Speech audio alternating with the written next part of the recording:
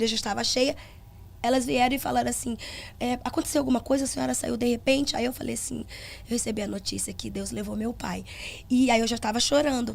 Aí elas falaram assim, ai, não, fique em paz aqui, pastora, não precisa nem voltar pro culto.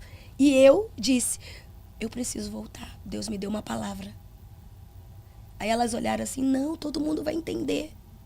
Mas aí eu falei, eu preciso voltar. Aí o Jairo estava numa reunião, ele saiu e falou, ele olhou pra mim, ele viu chorando, me abraçou. Aí eu falei, Jairo, o meu sonho. Aí ele falou assim, eu imaginei. Aí ele me abraçou. Então eu voltei pro púlpito. Aí você vai entender porque eu falei do casal que teve hoje lá em casa. Quando eu voltei pro púlpito, eu falei o que Deus colocou no meu coração.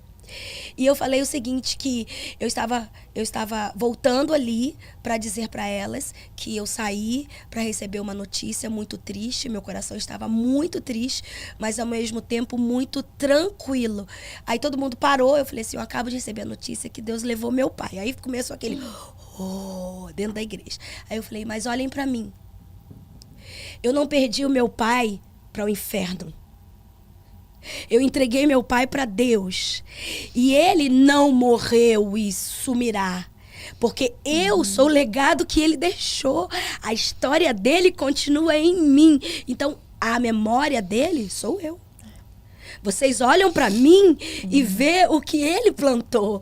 Então, o legado dele sou eu e minhas irmãs. Sim. Então, se você também já teve uma notícia como essa e te magoou e você começou a não entender por quê, entenda uma coisa, todos nós escrevemos uma história e o ponto final dela é Deus quem dá. Às vezes nós prorrogamos um pouco por egoísmo, mas quando a gente libera o melhor para aquela pessoa que a gente tanto ama, Deus faz.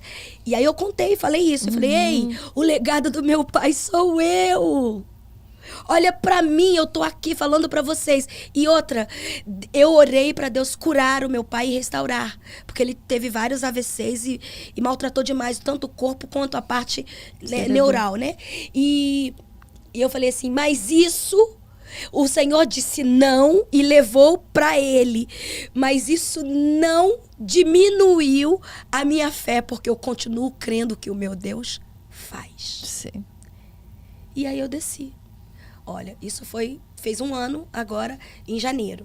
Hoje, o esposo da menina que me maquiou, ele começou a falou assim, a senhora me curou em janeiro do ano passado, tal. Aí quando eu falei, como? Sim, eu falei, como? Ele falou, porque eu não conseguia entender a morte do meu pai.